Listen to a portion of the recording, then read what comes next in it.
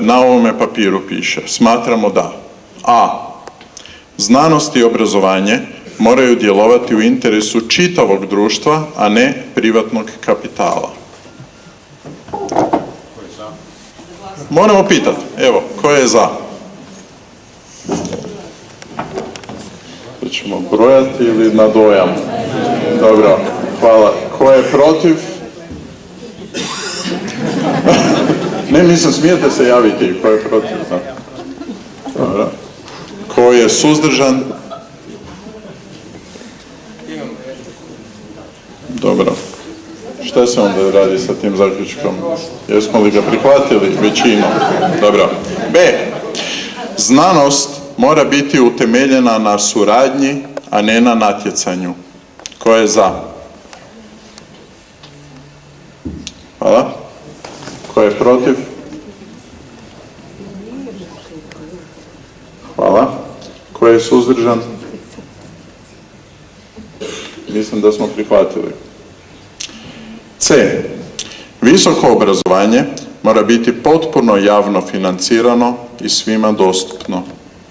Ko je za? Hvala. Ko je protiv? Hvala. Ko je suzdržan?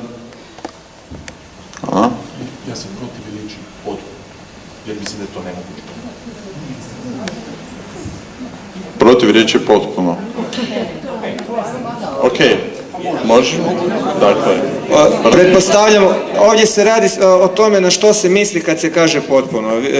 Znači, pretpostavljam da vi mislite apsolutno da i knjige, i smještaj, i hrana, jel, vi govorite o tome, a ovdje zapravo, znači, ako govorimo kako je to prihvaćeno u javnosti, potpuno se misli da se ne plaća školarina, jer i u zakonu piše da je, recimo, osnovno i srednje obrazovanje da je besplatno, a opet se kupuju knjige. Znači, u tom smislu potpuno financirano, ne, znači, na to se misli. Dakle, konstatiram da smo to, idemo dalje, konstatiram da smo izglasali sa tim manjinama. Imamo i varijantu da to potpuno maknemo pa da vidimo. Nemamo. Dobro, dalje. Ok. Dobro, D i zadnja točka. Mislim da u ovom trenutku 150 ljudi koji misle isto, misle nasuprot. Dobro, da. Da, naravno da se mi razumijemo i ja naravno da sam za potpuno javno financiranje. A hoćemo da se svi potpišu? Ne, sada glasamo. A hoćemo da surađujemo s onima koji ne misle isto kao mi u svakoj stavci. To je da razgovaramo možda sljedećih mjesec, 2 ili 3. Ovi mislim da zatvaramo tu priliku. Idemo dalje. Ok, prosti, idemo dalje. D, posljednja točka. Ustroj akademske zajednice mora biti potpuno transparentan, što treba osigurati demokratskim nadzorom odozdo, a ne upletanjem politike u sveučilišnu autonomiju. Tko je za? Hvala. Tko je protiv? Hvala. Tko je suzdržan? Hvala. Samo jedan detalj.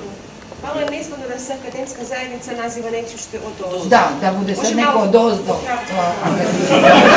Ne može, izglasali smo. Hvala.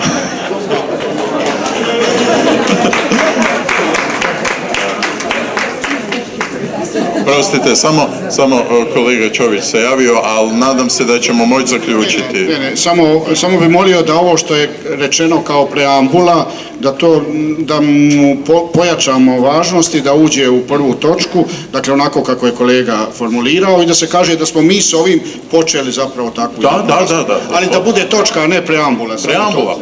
Dobro. Hvala svima. I onda ako smo započeli javnu raspravu i nastavit ćemo je.